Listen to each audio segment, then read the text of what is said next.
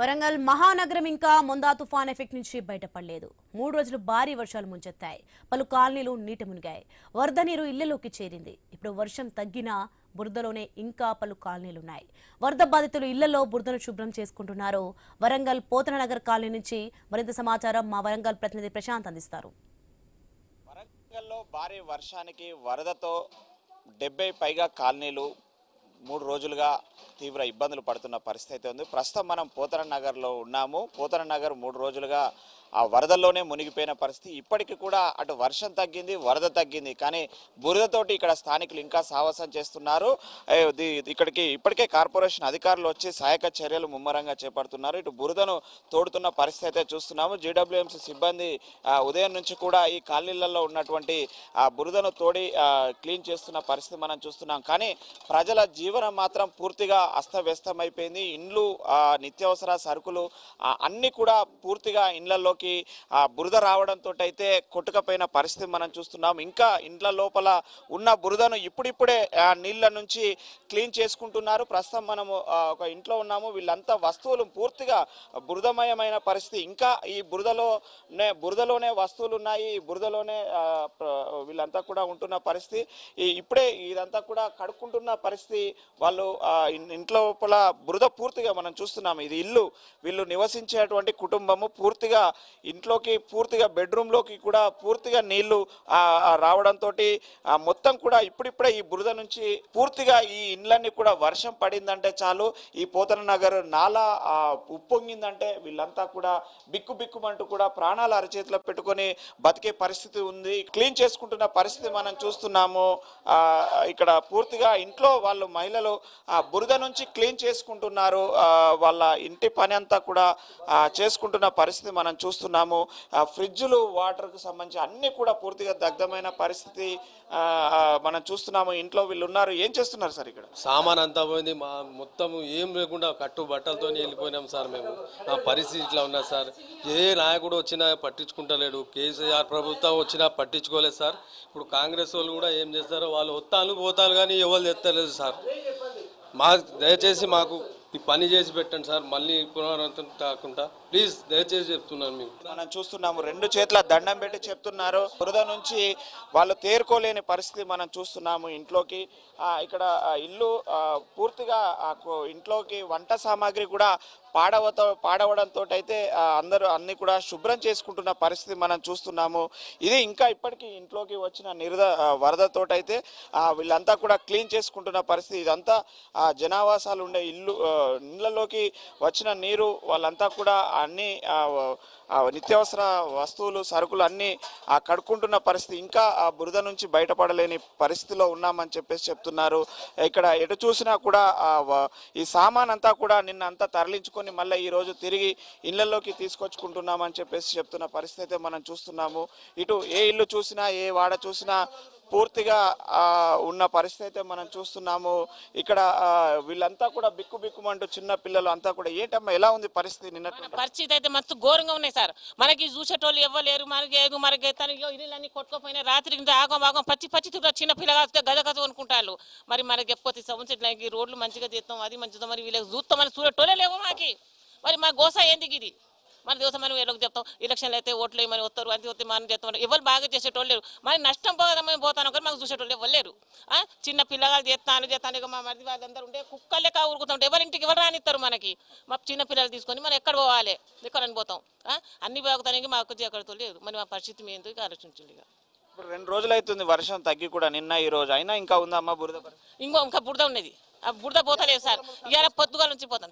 బురద కాడ నుంచి పోతే ఇక పొద్దుగాల పోయి కడుకుంటే ఎవరింటికి రానిత్తలేవు అన్నారు. మా సామాన్లు, మా వీరులు, మా గోస ఎందుకు సుడికి ఇట్లా అవుతుంది మనది. మనకి చెప్పేటో లేరు. మనకి ఎవరికి చెప్పాలి? మనం చూస్తున్నాము.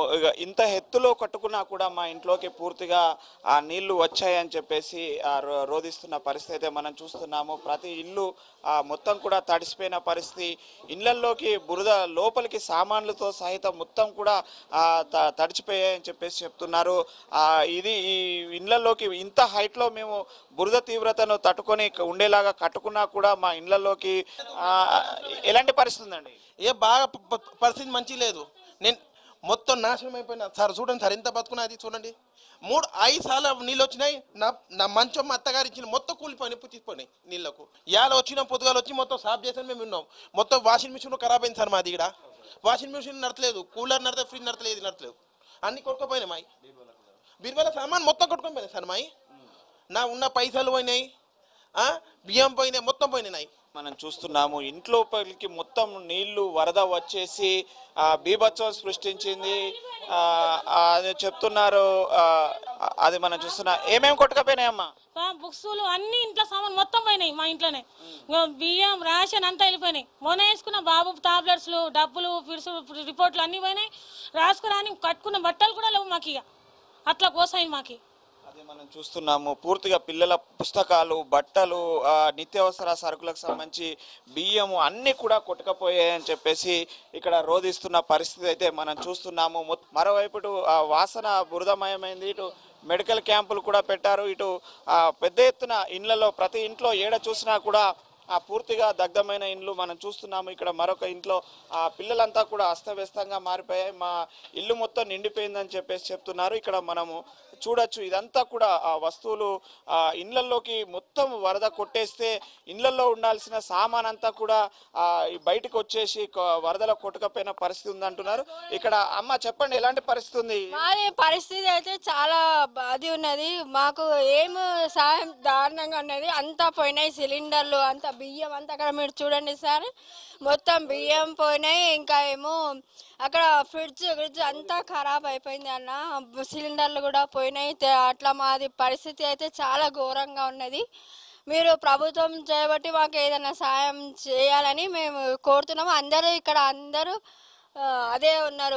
పరిస్థితి మొన్న ఎలా ఉన్నారమ్మా? వర్షము వరదల నిన్న మొన్న ఎక్కడ ఉన్నారు? మేము బయటనే ఉన్నాం అన్న. మేమైతే నేను నా కొడుకు మేమైతే లోపట్నే ఉన్నాం అన్న. నీళ్ళలోనే కూర్చున్నాం. ఏం చేస్తాం, మా అమ్మ నాన్నకి నడవరాదు, అందుకే ఇక అక్కడే బల్లలు వేసుకొని లోపల నీళ్ళలోనే కూర్చున్నాం. అది మనం చూస్తున్నాము. నిన్న మొన్న మొత్తం పూర్తిగా వర్షానికి సామాన్ అంతా కొట్టుకపోవడంతో ప్రాణాలు అలచేతిలో పెట్టుకొని చేస్తున్నామంటున్నారు. పూర్తిగా ఇంట్లో బియ్యం తడిచిపోవడంతో పూర్తిగా ఎండబెట్టుకుంటున్న పరిస్థితి. ఇప్పుడు వర్షం కురవడంతో బియ్యం ఇప్పుడిప్పుడే అది చేసుకుంటున్న పరిస్థితి. ఇవన్నీ బియ్యం ఇట్లా గడ్డలు కట్టి పూర్తిగా తడిసిపోయాయి. దీంతో ఆరబెట్టుకుంటున్న పరిస్థితి. బియ్యము, బట్టలు పూర్తిగా వీళ్ళ ఇళ్లలోకి రావడంతో అయితే పూర్తిగా అది అయ్యింది. అమ్మ చెప్పండి, చిన్నపిల్లలు ఉన్నారు, ఎలాంటి పరిస్థితి గడిపారు నిన్న మొన్న? మొత్తం మేము బాగా దారుణంగా పరిస్థితి అయింది. మా పిల్లలు అయితే బాగా అది అయినరు బాధ. చిన్న పిల్లలను తీసుకొని మేము అది ఈ వర్షంలా తీసుకొని ఉరుకోవడం చేయడం అయింది. నా పిల్లలు ఆకలితో అది అయిపోయినరు మొత్తం. మా సిలిండర్లు పోయినాయి. మా సిలిండరు, మా ఫ్రిడ్జ్, టీవీ అంతా మొత్తం కొట్టుకొని పోయినాయి. మా అన్ని పిల్లల బట్టలు, స్కూల్ బ్యాగ్, డ్రెస్లు, బుక్స్ అన్నీ ఖరాబ్ అయినాయి. వాళ్ళ పిల్లలు కూడా స్కూల్కి పోవాలని కూడా లేకుండా స్థితి అయిపోయింది మాది. ప్రభుత్వం నుంచి ఏమన్నా మాకు సాయం చేయండి, మీకు పుణ్యం అవుతుంది. అది మనం చూస్తున్నాం. అన్ని కూడా ఇప్పుడిప్పుడే ఆ బురద నుంచి బయటపడ్డ దొరికిన వస్తువులన్నీ కూడా క్లీన్ చేసుకుంటున్నారు. ఇక్కడ చదువుకునే పిల్లలు కూడా ఉన్నారు. వాళ్ళ బుక్స్, బట్టలు అన్ని కూడా పోవడంతో ఇక్కడే మేము ఉన్నాము, మేము చదువుకోలేని పరిస్థితి కూడా ఉందని చెప్పేసి చెప్తున్నారు. పిల్లలంతా కూడా ఈరోజు స్కూల్కి పోకుండా, ఇటు బట్టలు లేక, బుక్స్ లేకుండా ఇక్కడే ఉండిపోయిన పరిస్థితి మనం చూస్తున్నాము. దొరికిన బట్టలు, వస్తువులు అన్ని కూడా క్లీన్ చేసుకుంటున్న పరిస్థితి మనం చూస్తున్నాము. మరో ఇటు ఇంకొక వాడ ఉంది. ఈ వాడ మొత్తం కూడా బట్టలు, వస్తువులు పూర్తిగా డ్రైనేజీలలో కొట్టుకపోయిన పరిస్థితి మనం చూస్తున్నాము. ఇటు కార్పొరేషన్ సిబ్బంది ఇప్పుడే వాళ్ళంతా కూడా క్లీన్ కూడా చేస్తున్నారు. ఎటు చూసినా కూడా ఈ పోతన నగర్ పూర్తిగా బురదలోనే. ఇంకా 3 రోజుల కానుంచి 2 రోజులు వరదల్లో ఉంటే ఈరోజు బురదలో ఉన్నామని చెప్పేసి వాపోతున్న పరిస్థితి. ఎలా ఉంది పరిస్థితి? ఇది ఎప్పుడు చూసినా మా వాడలా ఇలానే అవుతుంది. ఎప్పుడు వర్షాకాలం వస్తే ఇప్పుడు ప్రాబ్లమే ఉంటుంది. మొత్తం సామాన్లన్నీ ఖరాబ్ అవుతాయి. ఇది చేస్తా అని అంటారు. నాలా దగ్గర వాళ్ళు కడితే ఈ పాటికి ఇంత లాస్ కాకపోతా ఉండే. మేజర్ లాస్ అయింది మాకు. ఇల్లులు, మా ఫర్నిచర్ అంతా ఖరాబ్ అయింది. మీరు కావాలంటే చూడండి, ఈ లైన్ మొత్తం లైవ్లో చూడొచ్చు మీరు. అదంతా భద్రకాళి బండ్ అని మొత్తం ఆ నాలా వర్క్ అలానే పెండింగ్ పెట్టిండ్రు. ఇంతవరకు ఆ కాంపౌండ్ వాల్ ఏం కట్టలే, నాలాది రిటర్నింగ్ వాల్ కడితే ఈ మేజర్ ప్రాబ్లం కాకపోతా ఉండేది. దీని మెయిన్ రీజన్ ఏంటంటే రిటర్నింగ్ వాల్ కట్టకపోవడమే దీని మెయిన్ రీజన్. అదే మనం చూస్తున్నాము, రిటైనింగ్ వాల్ కట్టకపోవడంతో మా కాలనీ మునిగింది అంటున్నారు. పిల్లల పుస్తకాలు కూడా పూర్తిగా ఇక్కడ వర్షంలో కొట్టకపోవడంతో అయితే పిల్లలు స్కూల్కు పోకుండా కూడా ఇక్కడే ఉన్న పరిస్థితి మనం చూస్తున్నాము. బట్టలు, పుస్తకాలు, సామాను, ఇంట్లో సామాగ్రి అంతా పూర్తిగా రోడ్లపైకి డ్రైనేజీ బురదలో ఉన్న పరిస్థితి మనం ఉంది. ఇక్కడ మహిళలు అయితే అంతా వాళ్ళ ఇల్లును క్లీన్ చేసుకుంటున్నారు. ఎలాంటి పరిస్థితి ఉందమ్మా?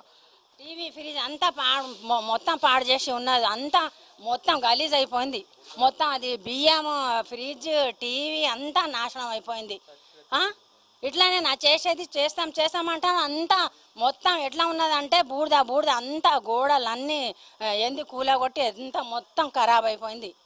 ఎట్లా ఉండాలి గరీబ్ వాళ్ళు చెప్పు. చూస్తున్నాము ఇక్కడ ఇదే పరిస్థితి. ప్రతి సంవత్సరం వర్షం పడితే మేము చేస్తామని చెప్తున్నారు, అధికారులు మాత్రం చేయడం లేదని చెప్పేసి చెప్తున్న పరిస్థితి అయితే మనం చూస్తున్నాము.